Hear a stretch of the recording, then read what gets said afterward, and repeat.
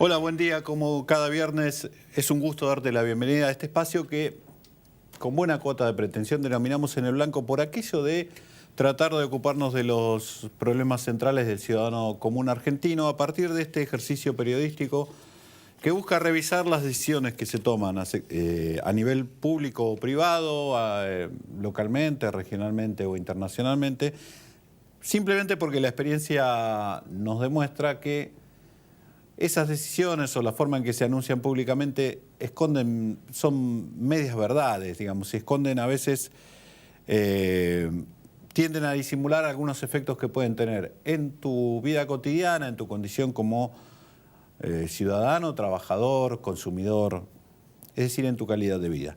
Hoy vamos a posar la mirada sobre el recientemente aprobado el presupuesto 2017, es decir, el primer presupuesto genuino de la administración Macri. Lo que vos sabés, el presupuesto es el ejercicio de ingresos y de gastos, en este caso del sector público nacional. Es una guía para tratar de leer cuáles son las preocupaciones, cuáles son las prioridades que se ha establecido el gobierno y tratar de entender qué impacto pueden tener en la vida cotidiana de los ciudadanos. El ejercicio esta vez lo va a hacer Rafael Flores, lo hemos convocado para este ejercicio. Bienvenido, Rafael, que es presidente de la Asociación Argentina de Presupuesto y Administración Financiera Pública, de la ASAP. Así bienvenido. Muchas gracias. ¿Estás acostumbrado a estos ejercicios, digo? Y ya son varios, sí. Nos ¿Cuántos años dedicamos hace específicamente a ello. No, yo estoy como presidente de ASAP hace 3 años, pero bueno, trabajando en el análisis del presupuesto público hace casi 20 años, sí. El desafío para hoy es que le expliquemos al televidente cuáles son las prioridades o qué está planteando el gobierno, qué espera a partir de esta hoja de ruta de sus ingresos y sus gastos, que tuvo aprobación al fin esta semana, ¿sí? ¿Cómo no? Vamos a una pausa y venimos, ¿sí? Dale. Vamos.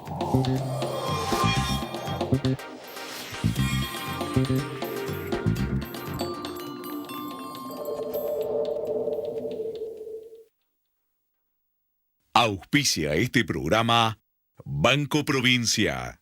Grupo Petersen, desde 1920, construyendo el país. Alimentos argentinos para el mundo. Cámara de la Industria Aceitera de la República Argentina y Centro de Exportadores de Cereales. En Provincia ART, nuestro trabajo es protegerte en el tuyo. Provincia ART, la aseguradora de riesgos del trabajo del Grupo Provincia.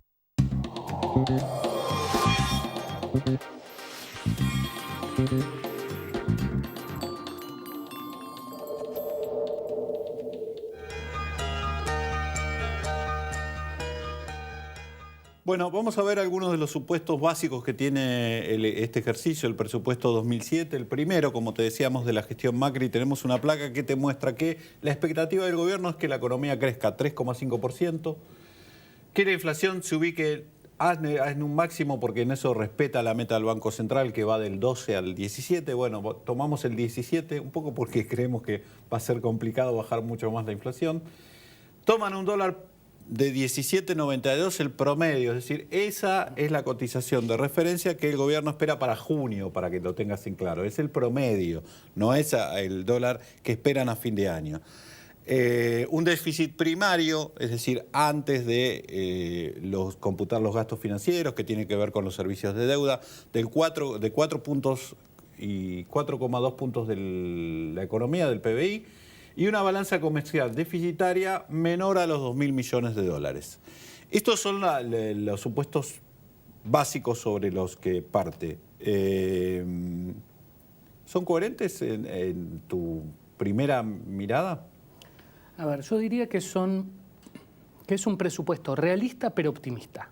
Es decir, nosotros venimos de varios años en los cuales la diferencia entre lo que se presupuestaba y lo que se terminaba ejecutando era enorme. Monumental, sí. Solamente para dar un ejemplo, en el año 2014 se ejecutó un 35% más de gasto de lo que estaba previsto en el presupuesto. Entonces, cuando hay diferencias tan grandes... O sea, en el presupuesto estaba previsto gastar 100 pesos y se gastaron 135. 135. Y eso, digamos, el presupuesto obviamente es un presupuesto, es decir, uno está previendo ingresos y gastos que van a registrarse hasta diciembre de 2017, por lo tanto no es algo exacto. Ahora, la técnica presupuestaria ha avanzado lo suficiente como para que uno no tenga semejante margen de error. Ahí había una voluntad de cambiar los números que se presentaban desde la inflación, que se presupuestaba por debajo del 10%, sí, al índice de crecimiento. Manteniendo la mentira, la ficción estadística a partir de la manipulación del INDEC, digamos. Era eso. Sí, sí, se tomaba la inflación del INDEC y entonces ya a partir de ahí todos los supuestos macroeconómicos estaban desfasados, estaba todo distorsionado.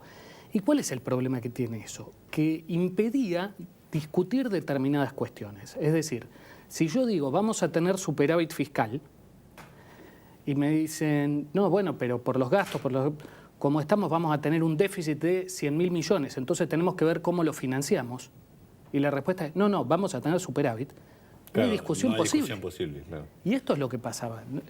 Se planteaban supuestos que eran imposibles de cumplir y entonces eso clausuraba la discusión sobre temas importantes, como decías vos, para el día a día de todos. Es decir, si vamos a tener déficit, discutamos de cuánto va a ser el déficit y discutamos cómo se va a financiar. Pero si decimos no hay déficit, es un problema. Ahí viene lo que vos decís, lo que festejás, digamos, el realismo. ¿Te parece que tienes un ejercicio mucho más realista, pero decís un poco optimista? Déjame preguntarte esto, poner una... Dale. ¿Te parece optimista desde cuando lo presentaron, es decir, a fin de septiembre, o te parece optimista a partir de lo último que sucedió en la economía porque para el fin de septiembre todavía parecíamos tener viento de cola en la economía mundial y ahora estamos viendo una brisa de fuente? Esa acotación que haces de optimismo, ¿tiene que ver con estos cambios que se notaron últimamente en la economía o ya desde el vamos te parecía un proyecto un poco optimista? Ya desde el vamos me parecía que era... yo lo había caracterizado en cuanto salió como realista pero optimista. Con el paso de estos meses diría que es más optimista de lo que me parecía en ese momento, porque sin duda, sobre todo la elección de Estados Unidos y algunas cuestiones internas en cuanto a la falta de recuperación de la economía local, hacen que uno vea que determinadas pautas son un desafío para ser cumplidas.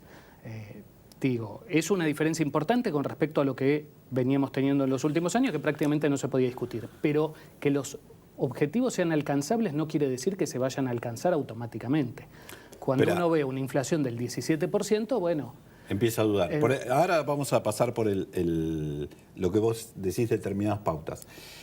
Siendo a lo conceptual, nosotros marcábamos como clave esto, mira, hay otra placa que tenemos que es precisamente lo que vos decías, la modificación de un artículo por el cual se le recortan de alguna manera los poderes para reasignar gastos sin pasar por el Congreso, recursos y fondos sin pasar por el Congreso. Se aplicó acá aparentemente un criterio gradualista, porque es, bueno, ahora tenés esa libertad para cambiar el destino de partidas presupuestarias por hasta el 7,5 total del gasto público. Había llegado al 35, vos decías. Sí, pero ahí hay, no voy a decir una trampa, pero hay un tema adicional, porque la modificación del artículo 37 que se hizo en el año 2006, justamente permitiendo que el jefe de gabinete pudiera cambiar las partidas presupuestarias y realizar una cantidad de movimientos dentro del presupuesto que antes solamente estaban reservados al Congreso, fue algo sin duda muy negativo, que le dio más discrecionalidad al Ejecutivo para administrar el gasto. Y en ese sentido es bueno que se vuelva paulatinamente a un esquema en el cual esas facultades estén mucho más acotadas. Pero el gran problema con los aumentos del gasto son los decretos de necesidad y urgencia.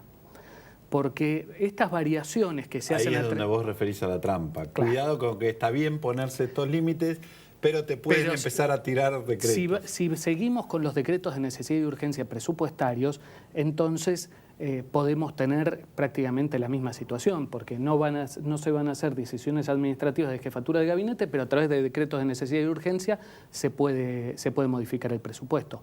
En ese sentido, mi postura es que deberían directamente prohibirse los decretos de necesidad y urgencia de índole presupuestaria. Es decir, no hay ninguna razón para modificar el presupuesto por decreto. Lo que debería hacerse es algún mecanismo de aprobación mucho más rápido, porque si cuando uno está gestionando necesita una cierta agilidad para disponer de los fondos, no puede esperar los tiempos del Congreso, que por ahí son varias semanas o inclusive meses, pero se pueden buscar alternativas, una comisión bicameral o dejar un determinado porcentaje para que se pueda modificar de esa manera, y después, si hay una modificación más grande, que se vaya a discutir al Congreso, porque al fin y al cabo la idea del presupuesto es que sea la ley de leyes, que sea que haya participación de todos los sectores de la sociedad. Por eso la tiene que aprobar el Congreso.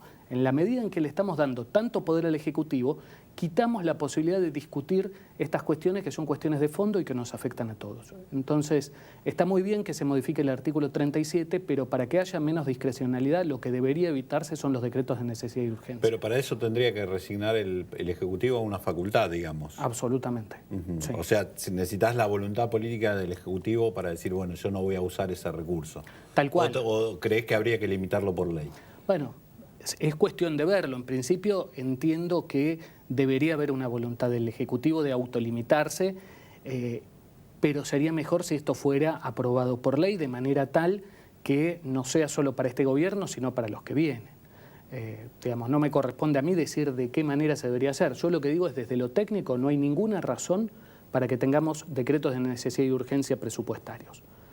Sobre todo de la forma en que se vienen utilizando, que digamos, no es ante una situación excepcional, sino que se ha hecho una práctica bastante habitual, a partir de la cual se hacen modificaciones enormes. Sí, no es el caso de Chile, que ha tenido terremotos, cosas así. Claro, urgencias no estamos realmente hablando de ese tipo de situaciones. Nosotros, en realidad, en los últimos años fue lo más usual. Cambiaban todo el tiempo asignaciones de partida, y así vimos cómo recursos que estaban asignados, por ejemplo, para la lucha o para proyectos hídricos para atender obras contra inundaciones en la provincia de Buenos Aires se derivaron de Tecnópolis, por ejemplo.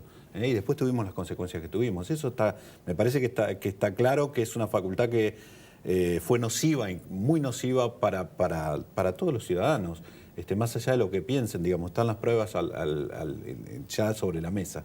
Yo me refería al gradualismo porque además está fijando una meta como voluntariosa de, bueno, me permito esto de usar hasta el 7,5 de los recursos, necesito esta licencia, pero me comprometo a bajarlo al 5 del 2018. Sí, hay un gradualismo sí, en la administración de esas facultades. En ese sentido me parece algo bueno. Repito, creo que es algo bueno que avancemos en esa dirección. Pero creo que sería mucho más importante que se limitaran los DNU. ¿Cuántos cambios tuvo del proyecto original hasta que ahora se transformó en ley? ¿Y cuáles son los que realmente te parecieron buenos y cuáles son los que te parecieron malos? Eso me parece muy interesante porque es el primer año en el que hemos tenido una discusión del presupuesto. En los últimos años o había mayoría y se aprobaba, salía por escribanía, o en el caso del presupuesto para el año 2010 fue que no se aprobó, que el Congreso rechazó, se negó a aprobar el presupuesto que había enviado el Ejecutivo y directamente nos quedamos sin presupuesto. Esta vez hubo una discusión y fue una discusión, me parece, muy rica, muy interesante y que aportó al presupuesto. En ese sentido creo que es para revalorizar el espacio de discusión legislativa. ¿Y esos aportes en qué quedaron plasmados si tuvieras que dar 3 o 4 ejemplos? A ver. En principio en lo positivo y en lo negativo. Porque se aumentó el gasto, aumentó en una cantidad importante, pero al mismo tiempo no aumentó el déficit. Es decir, el legislativo dijo, nosotros queremos que se cubra con todos estos gastos. Entonces se pusieron 1.000 millones de pesos más para las universidades, se puso más plata para una cantidad de cuestiones relacionadas con el sistema de salud, de seguridad social, con muchas obras que se hicieron, pero al mismo tiempo se dejaron los topes de gasto que había establecido el Poder Ejecutivo. Es decir, ahora le va a tocar al Ejecutivo redistribuir los créditos para que se puedan hacer estas obras y estos mayores gastos que planteó el Congreso. Eso me parece interesante porque no es un ejercicio irresponsable de decir aumentamos el gasto total después que se arreglen, sino decir, bueno, hay una cantidad de cuestiones que nosotros creemos que deberían ser contempladas en el presupuesto. Por ejemplo, se amplía, esto fue una gran discusión, el tema de ciencia y técnica, el presupuesto para el CONICET y demás. pero al mismo tiempo se le permite al Ejecutivo que reordene partidas para evitar que tengamos un Fíjate dónde déficit. haces gimnasia y dónde recortás para reasignar recursos acá, pero no te podés ir de la pauta de déficit, porque recordemos que además el déficit que tenemos está en niveles muy históricos importante. y en un momento donde además la presión tributaria para los que están en blanco es histórica también. Con lo cual el ejercicio porque ahora está apareciendo otra vez la discusión de crear impuestos. Yo no digo que no tiene que ser una discusión, pero debiera pasar, porque debe haber impuestos o cuestiones que podrían ser grabadas. Básicamente lo del juego me parece una cuestión de equidad directamente, Sí, sí. como otras cosas, ¿no? Pero solo para poner un ejemplo. Pero también creo que habría que tener conciencia, los legisladores y el gobierno debería tener conciencia de que estamos en un nivel de déficit muy importante. Lo que pasa es que hasta acá estábamos pensando, antes lo financiábamos con la maquinita y ahora pasamos a pensar que mágicamente lo podíamos financiar con deuda, ¿vale? Es un supuesto que habría que empezar a revisar, especialmente por los cambios que ha tenido el mundo. Vamos a ir a una pausa. Cuando volvamos vamos a empezar a desmenuzar un poco la cuestión por partidas. ¿Qué te parece? ¿Qué lees en estas asignaciones del gasto que ha hecho? ¿Cuáles son las prioridades o qué diferencias ves respecto de ejercicios anteriores? Pero esto después de la pausa.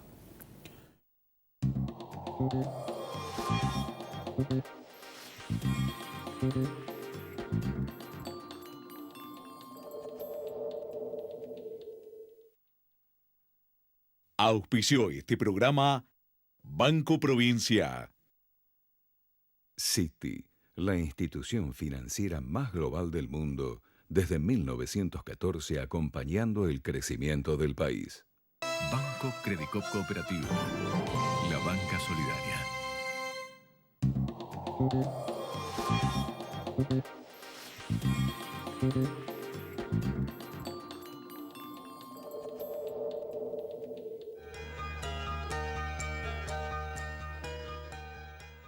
Bueno, había quedado planteada la pregunta.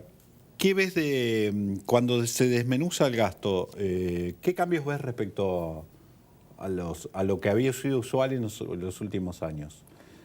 En principio hay algunas cosas para plantear. Primero, es un presupuesto donde el gasto público crece por encima de la tasa de inflación y crece levemente por debajo de la evolución del PBI nominal. Es decir, no es un presupuesto de ajuste propiamente dicho. Esto me parece que es el primer dato que es importante. El gobierno al asumir había planteado que iba a reducir el déficit un punto más, sí. En el año 2017, un punto del PBI.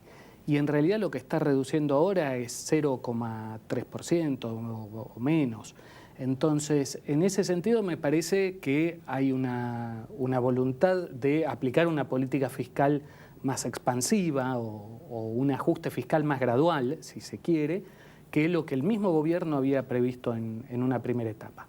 Y eso lleva a dos posibles alternativas. Si esto es para este año, como ha expresado el gobierno, porque la economía todavía no se recupera y entonces la voluntad necesita cierta inyección. Exactamente. En ese caso no hay problema porque creo que la mejor herencia económica que dejó la administración anterior es el bajo nivel de endeudamiento con el sector externo. Entonces el gobierno tiene margen de acción para poder tener 1 o 2 años de déficit importantes.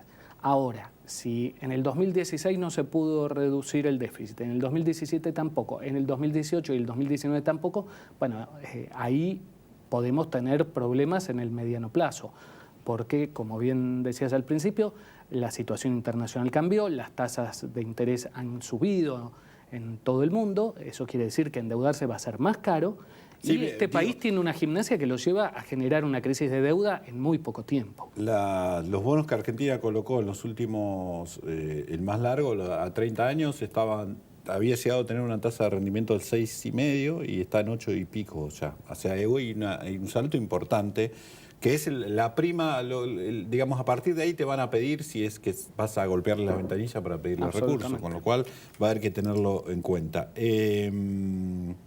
Primera definición, no es un presupuesto de ajuste.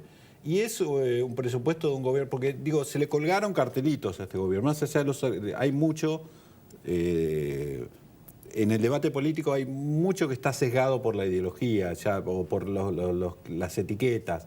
También se dice que no tiene sensibilidad social. ¿En el presupuesto se ve eso? Porque en realidad yo veo que los gastos de asignación social siguen siendo más o menos muy altos.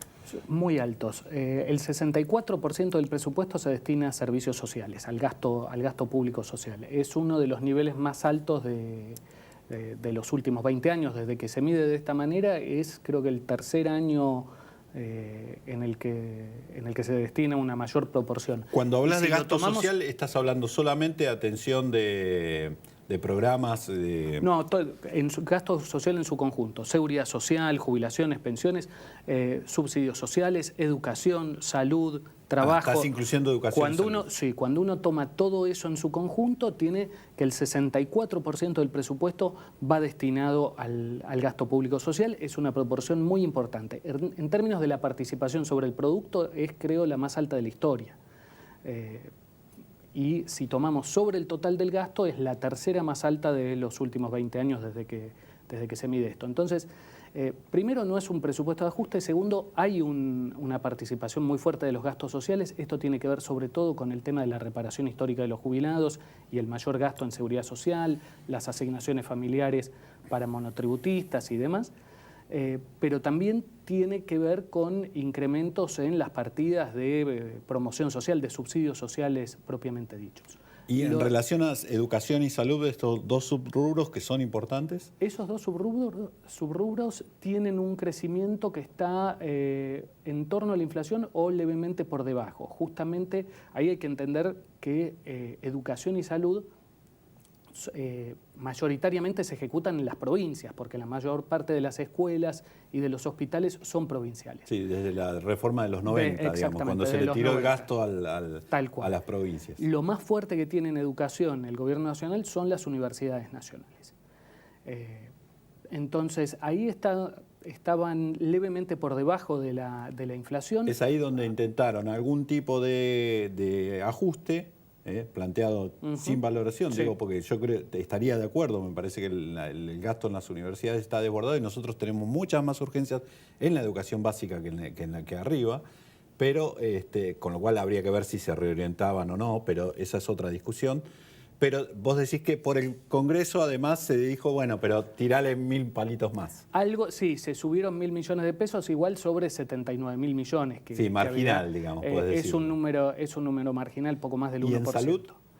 Y en salud el crecimiento estuvo en torno a la inflación prevista del 17%. Ahí volvemos al tema de si realmente si la inflación va a ser del efectivamente del 17%. Acá estamos haciendo un análisis suponiendo que la inflación sea del 17%. Si no es del 17%, hay que ver cuál es la decisión que toma el gobierno, digamos. Si en la medida en que se incrementen los recursos aumenta también los gastos o si busca ajustar los créditos presupuestarios de esa manera. ¿Y desde el ejercicio de los recursos, también te parece realista? Sí, también diría otra vez, realista pero optimista. Hay que ver si efectivamente se logra la tasa de crecimiento del 3,5%. Y hay que ver cuál es el impacto final de la variación o de las modificaciones que se hagan en el impuesto a las ganancias. Ganancias este año está con un nivel de crecimiento nominal muy por debajo del resto de los impuestos. En términos reales tiene una caída a partir de la suba del mínimo no imponible que se hizo a principios de año. Entonces, dado que no está previsto ninguna modificación en ganancias en el presupuesto, si se aprueba alguna de las que se está discutiendo, seguramente eso va a hacer que caiga más la recaudación. Filosóficamente el gobierno dice que su intención es reasignar, que el motor de la economía vuelva a estar instalado sobre el sector privado. ¿Notás que en este presupuesto hay algún tipo de señal en ese sentido? Es decir, ¿para las empresas es un mejor presupuesto que los de los años anteriores o no? En el sentido de fuente de recursos de la actividad económica privada. Yo creo que para las empresas el presupuesto plantea algunas cuestiones interesantes. Por ejemplo, crece casi un 39% la inversión pública. Esto es un punto importante porque implica que va a haber más demanda para determinados sectores, va a haber más demanda de cemento, va a haber más demanda de arena, va a haber más demanda de acero, de materiales. Entonces, eso marca una señal y también muestra que el gobierno plantea que el motor tiene que ser el sector privado, pero que se da cuenta que no alcanza y que necesita del impulso del sector público para reactivar la economía. Y bajándolo al nivel del ciudadano, del trabajador común, del asalariado, ¿qué señales ves en el presupuesto? En principio, para el asalariado del sector público está prevista una pauta salarial, lo cual es saludable en cuanto a que en los últimos años directamente no se incluía pauta salarial, entonces eso también distorsionaba el valor del presupuesto, porque uno sabía que lo que se gastaba en sueldos iba a ser mayor que lo que estaba previsto. Pero esa pauta salarial está en torno al 17%. No se ha planteado el número exacto, claro, pero está en torno al 17%, entonces seguramente eso anticipa una discusión importante con los sindicatos estatales, porque a partir de la pérdida de poder adquisitivo del último año, las exigencias van a estar por encima de ese valor, incluso suponiendo que la inflación llegue a ese nivel. Después, en el resto de la economía, creo que al ser un presupuesto medianamente expansivo, al tener un sesgo hacia el crecimiento, no va a implicar un ajuste. Y esto es lo primero que decía y que me parece importante resaltarlo, porque en la medida que el sector público se contrae con la importancia que tiene el Estado en la economía argentina, eso automáticamente implica una restricción un lastre, sí, para todos. Entonces, esto no está apareciendo. Lo último, la discusión del momento es ganancias. Supuestamente esos números estaban en línea con lo que después oficializó el gobierno como su propuesta de ganancias, que estuvo desconoció todas las promesas de campaña y se planteó esta cosa de, bueno, te damos, los mínimos imponibles crecen por debajo 15%, pero además te quitamos deducciones, pero hacemos algunas cosas para que el impuesto sea más progresivo, porque se había transformado en un impuesto muy regresivo. Estamos hablando de la cuarta categoría. Sí, claramente. Porque si no, claro, ganancias, me olvidé de hacer la... ¿Qué te parece, cómo consideras esta discusión que se está dando y qué impacto puede tener en términos de lo planteado en el presupuesto? Me parece que tenemos un problema, que es que en los últimos años la inflación ha distorsionado mucho la estructura tributaria argentina. El impacto de la cuarta categoría de ganancias es quizás el que más se nota, pero el crecimiento de la inflación ha hecho que determinados tributos crezcan mucho en cuanto a los sectores a los que afectan y otros no tanto, y creo que cometemos un error si seguimos discutiendo uno por uno puntualmente, sobre todo con un déficit como el que tenemos. Entonces, me parece que hay que tomar una discusión más integral. Creo que hay que pensar qué Estado queremos, qué gasto va a necesitar hacer ese Estado y qué recursos necesitamos para financiarlo. Creo que ese es un debate absolutamente pendiente en la Argentina. Y en eso creo que el gobierno se atrasó, porque me parece que la discusión de una reforma tributaria en la Argentina es prioritaria ya a esta altura. Rafael, ha sido un gusto contar contigo. Para ustedes, bueno, esta es la hoja de ruta que nos plantea el presupuesto. Está claro que el gobierno ha puesto, tal vez por necesidades políticas, también seguramente incidieron, pero intenta una política expansiva para la economía, para tratar de asegurar la reactivación. Y es mucho más prudente y mucho más prolijo en el diseño de dónde va a destinar sus recursos. Después, bueno, claramente va a ser otra vez un año de transición y me parece que el destino de la economía argentina se jugará en 2018 cuando veamos el próximo presupuesto o la evolución de la economía este año.